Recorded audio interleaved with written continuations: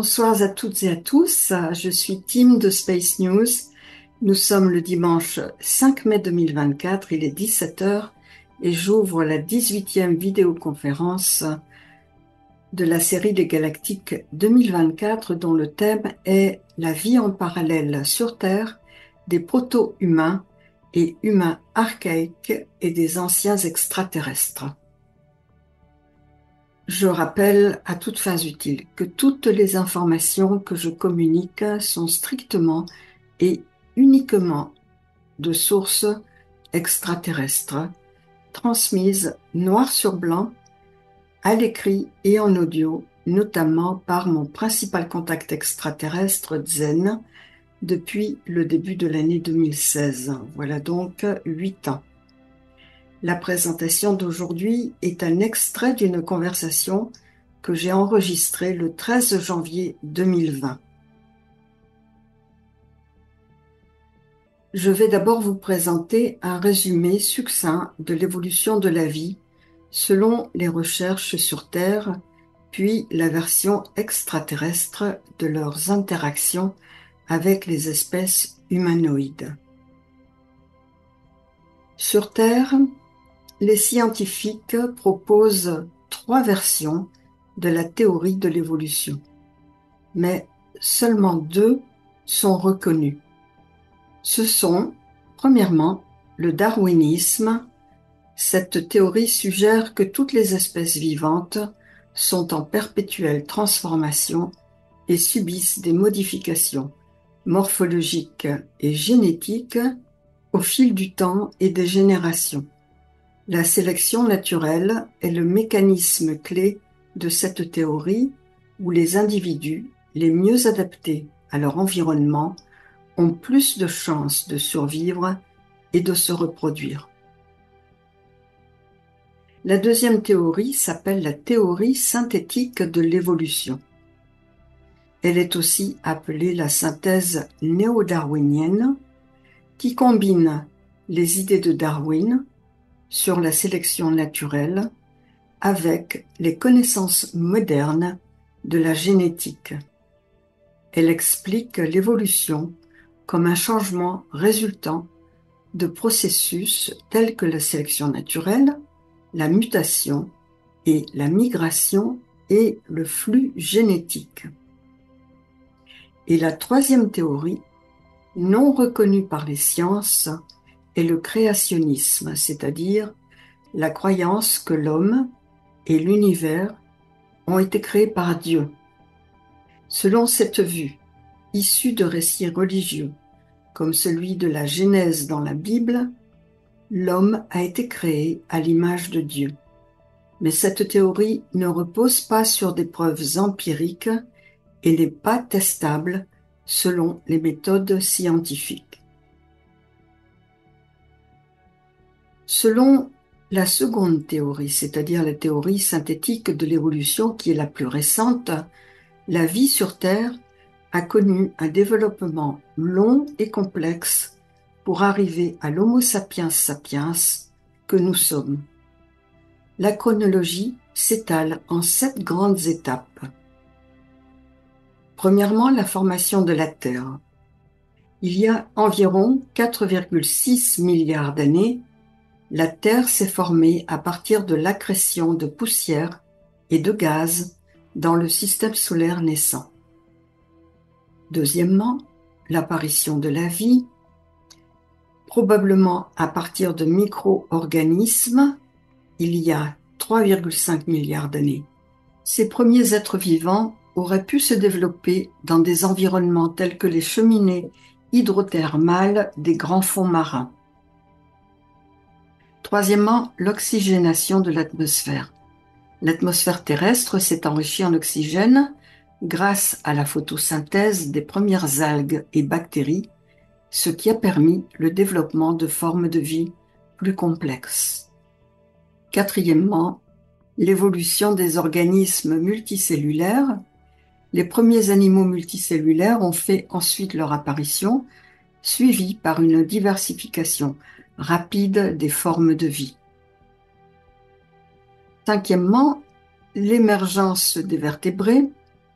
y compris les poissons, les amphibiens, les reptiles, les oiseaux et les mammifères, sont arrivés ensuite.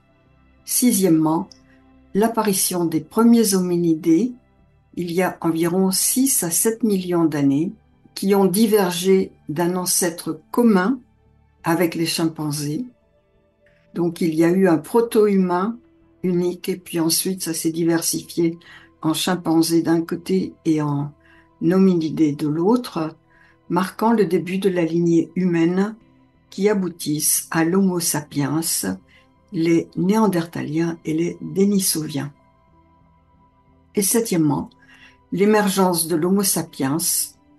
Notre propre espèce apparaît ensuite depuis l'Afrique et se répand sur toute la planète en y développant la culture et la société grâce notamment au langage et à la pensée symbolique. Passons maintenant à l'histoire de l'humain moderne selon la version de mes contacts extraterrestres. Les Lyriens extraterrestres fuyaient leur planète Lyra et Avalon dans la constellation de la Lyre qui était colonisée par les races reptiliennes. Ces dernières continuèrent à les chasser jusque dans notre système solaire et à leur tour, les races reptiliennes furent chassées par les forces de la Fédération galactique engagées au combat. Ils se sont confrontés d'un côté et d'autre sur Mars dans une guerre intense et les deux camps ont subi de très lourdes pertes. Les Lyriens, notamment ceux de la Fédération galactique, sont arrivés sur Terre. Ils se sont retrouvés face à des races d'humains qui y habitaient déjà. Il y avait plusieurs espèces humanoïdes appelées les Homo capensis, les Néandertaliens, les Dénisoviens, mais qui venaient déjà de proto-humains.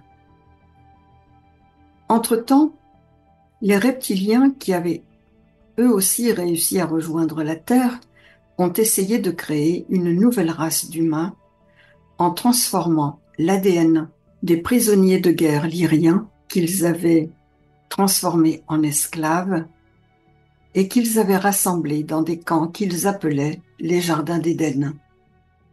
Cette nouvelle race s'appelait la race adamique. Ces expériences génétiques ont duré environ 2500 ans. La race adamique était sous la domination des reptiliens et de la civilisation de l'Atlantide.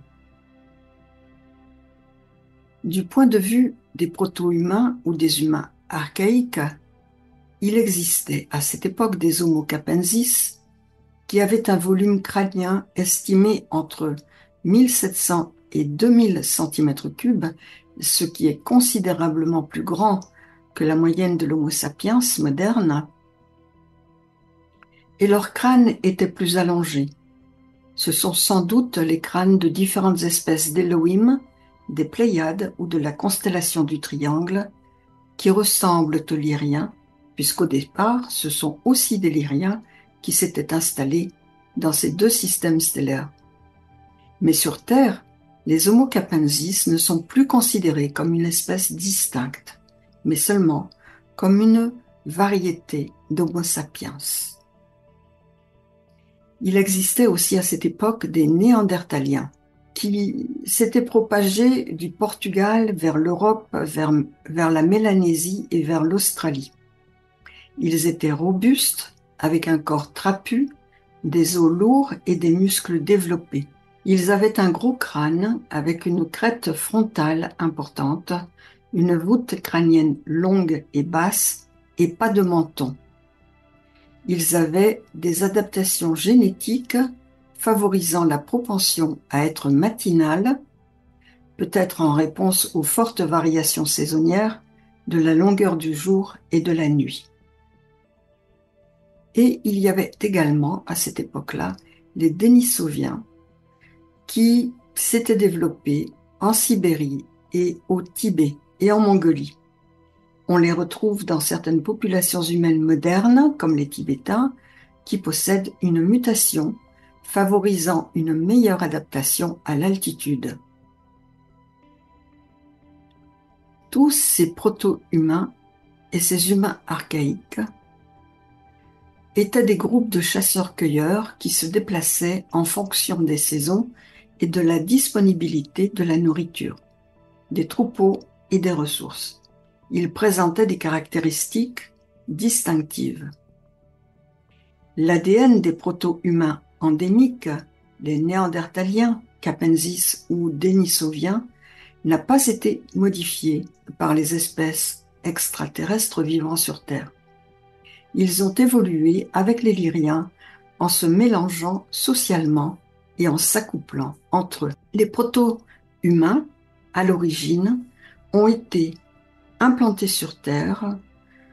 Au moment où la Terre pouvait les recevoir, la faune et la flore par les Arcturiens et les lignées proto-humaines par les Étortans.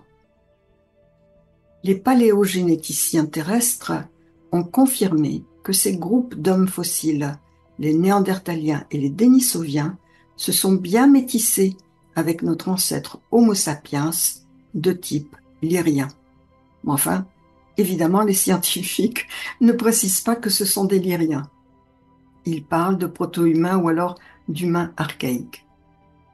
Par exemple, 80% des Tibétains actuels sont porteurs d'une mutation d'un gène qui permet une meilleure distribution de l'oxygène par le sang et une meilleure adaptation à l'altitude.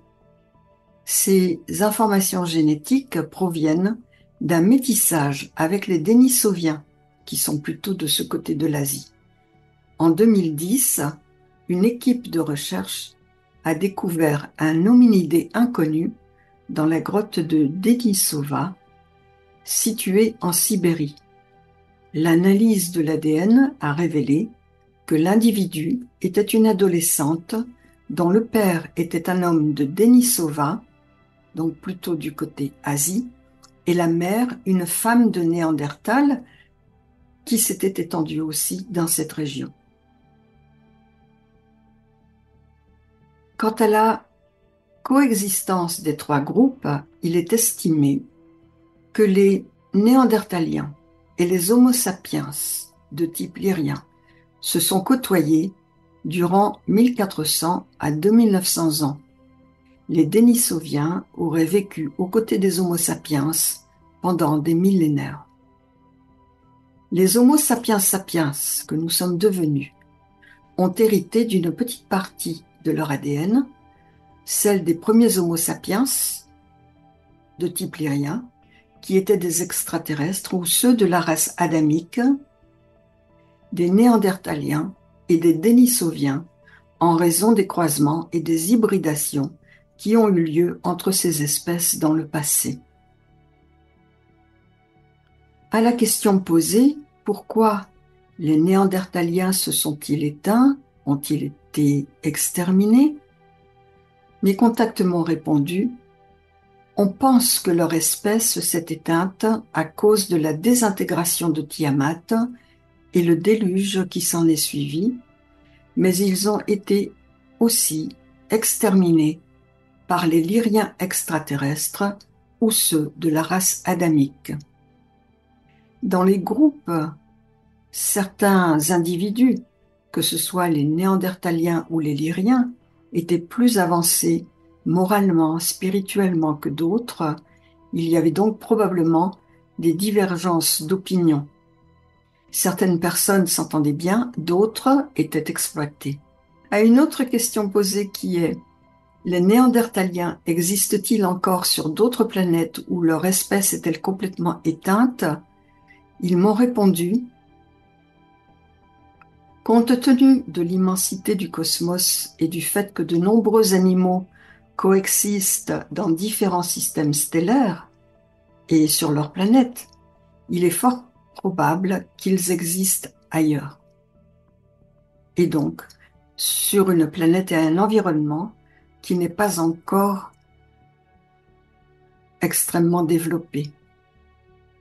Sur Terre, vous transportez encore la génétique des Néandertaliens, des Denisoviens en vous, il est bien établi que les humains modernes, non africains, ont hérité d'environ 1 à 4% de leurs gènes de l'homme de Néandertal, et les populations mélanésiennes actuelles ont jusqu'à 4 à 6% de leur matériel génétique provenant des Denisoviens.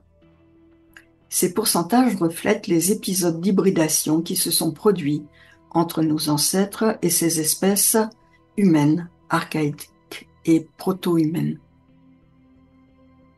Par ailleurs, le chiffre de 22 types de gènes annoncé par mes contacts extraterrestres n'est pas reconnu dans la littérature scientifique comme une classification standard du génome humain. Notre génome est le résultat de multiples épisodes d'hybridation et de flux génétiques avec différentes populations humaines archaïques, mais il n'est pas divisé en un nombre fixe de types de gènes.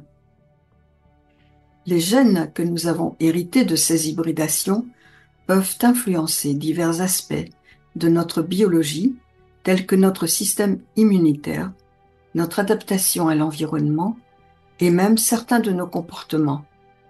La recherche continue pour découvrir sur Terre comment ces gènes archaïques contribuent à notre diversité génétique et à notre adaptabilité en tant qu'espèce. Voilà, j'ai terminé ma présentation, je vais m'arrêter quelques minutes et je reviens vers vous pour répondre à vos questions. En tout cas, s'il y a bien une chose sur laquelle à la fois les scientifiques terrestres et les scientifiques extraterrestres sont d'accord, c'est qu'il y a eu une hybridation entre les proto-humains, les néandertaliens, les dénisoviens et les lyriens et la race adamique. Donc, en fin de compte, ils sont tout à fait d'accord sur ce point. Donc, ça veut dire que notre génétique, nos gènes, comprend à la fois des gènes extraterrestres, donc de lyriens extraterrestres, peut-être de la race adamique, mais c'est la même chose puisque c'était des lyriens à l'origine, et puis plus ou moins de pourcentage de néandertaliens, de dénisoviens. Par contre, mes contacts sont très clairs par rapport aux 22 gènes, aux 22 types de gènes, mais sur Terre, ils ne font pas ce genre de décompte. Question de Ginette. J'aimerais avoir un peu plus de description quand vous avez parlé tantôt des crânes allongés à la période de 1700 ans. Il me semble être la période de Akhenaton. Donc, j'aimerais savoir si ces nouveaux pharaons étaient des Lyriens. Ah oui, donc vous revenez aux présentations que j'ai faites notamment par rapport aux pyramides. Donc il semblerait en effet, d'après ce que disent mes contacts, que les Elohim avaient des crânes allongés. Donc c'est ce qu'on a appelé sur Terre les Homo capensis, mais maintenant on ne les distingue plus. Ça n'est pas une espèce entière comme les Néandertaliens et les Denisoviens. Donc les Homo capensis font partie de la lignée de l'homme moderne, c'est-à-dire de l'Homo sapiens. Les Elohim, c'est que sous la base de Gizeh, il y avait la base souterraine de la Fédération galactique, si vous vous souvenez. Et donc la Fédération galactique est composée essentiellement de lyriens, de lignées de type humanoïde comme nous, donc avec des corps comme les nôtres, avec une tête, deux bras, deux jambes et puis 10 doigts et 10 orteils, ce qui n'est pas toujours le cas pour les différentes lignées extraterrestres. Et donc, à cette époque-là aussi, ou peut-être plus tard, je ne sais pas, se sont joints les Andromédiens qui ont cette même morphologie, mais qui ont la peau bleue et qui sont beaucoup plus grands, et puis les Alphratiens, les Arcturiens, etc., qui faisaient tous partie de la Fédération galactique. Mais la Fédération galactique, si vous voulez, c'est une impulsion qui a été donnée par les lignées humanoïdes de type lyrien pour survivre et pouvoir continuer à vivre ici sur Terre. Quel est le lien entre les Homo capensis, c'est-à-dire l'Irien qui avait un crâne allongé, et puis l'Égypte, ça n'est pas tout à fait clair. Si vous voulez, la civilisation égyptienne, c'est quand même une civilisation qui a été créée à partir des Lyriens. Et certainement des Elohim, c'est-à-dire les Elohim, ce sont des individus qui viennent de différentes planètes de la main des Pléiades et aussi de la constellation du Triangle. Et donc qui avaient tous une apparence humaine, comme les proto-humains et comme les humains archaïques. Ensuite, cette population qui a créé la civilisation égyptienne s'est divisée en deux à partir du moment où Akhenaton a voulu mettre en place une religion monothéiste, alors que la religion traditionnelle de l'Égypte était le polythéisme, c'est-à-dire la croyance en plein de dieux différents. Il y a des questions à l'écrit. Carole dit, est-ce qu'il y a eu des liens avec la communauté évenite? Bien sûr, la communauté évenite, c'est la communauté de la Lémurie, qui est essentiellement représentée par des Pléiadiens, des Elohim, qui étaient dirigés par des femmes. De l'autre côté, c'est les Adams, la race adamique, qui était produite au départ artificiellement par les lignées reptiliennes. Donc les Adams, c'était les prisonniers de guerre qui avaient été récupérés par les forces reptiliennes qui avaient été amenées dans la colonie de l'Atlantide et que les lignées reptiliennes, les forces reptiliennes ont essayé de transformer en une race qui est devenue la race adamique. Et les Èves, c'était les populations de Pléiadiens, de toutes celles que j'ai citées en fait la dernière fois où j'ai parlé d'Adam et Ève, qui étaient plutôt du côté de la Lémurie et qui étaient toutes dirigées par les femmes, alors que du côté de l'Atlantide, c'est plutôt dirigé par des hommes. Alors, question de Martine, à laquelle j'ai répondu dans ma présentation, mais je vais reprendre cette question. C'est les forces reptiliennes, c'est-à-dire les forces de l'Atlantide, ont-elles essayé de transformer génétiquement les Néandertaliens? Et dans la présentation, j'ai bien dit qu'ils n'avaient pas essayé de transformer les proto-humains ni les humains archaïques, parce que pour eux, je pense que les Lyriens, c'était déjà une lignée beaucoup plus développée. Question de Karine. Quel âge a la Fédération galactique? Elle a été créée il y a des dizaines de milliers d'années. Viera a 30 000 ans. Et Viera accueille la Fédération. J'en parlerai avec beaucoup plus de précision au moment où on y viendra, c'est-à-dire je pense que c'est au mois de juin ou juillet. Il faut dire aussi qu'au niveau extraterrestre et dans mes communications avec mes contacts, ils sont toujours beaucoup plus précis par rapport à leur propre histoire, qui ils sont, ce à quoi ils ressemblent, toutes les lignées autour d'eux, etc., plutôt qu'aux informations terrestres. Question de Grégoire. Est-ce que les extraterrestres confirment les chiffres que vous avez donnés et qui sont établis par les scientifiques terriens, comme par exemple le fait que la Terre s'est formée il y a 4,6 milliards d'années, etc. Je ne sais pas. Je n'ai pas posé la question. Il est certain que ça n'est pas la version où une autre planète a embouti la Terre, ce qui fait qu'au centre de la Terre, il y aurait par exemple une autre mini-planète constituée de fer. Ça n'est pas du tout cette version-là. C'est plus la version de l'accrétion, c'est-à-dire des poussières, etc., qui se sont accumulées au fil du temps. Maintenant, comment le cosmos est né, comment est né notre système solaire, tout ça, c'est une question auquel ils répondent de manière métaphysique et non pas physique.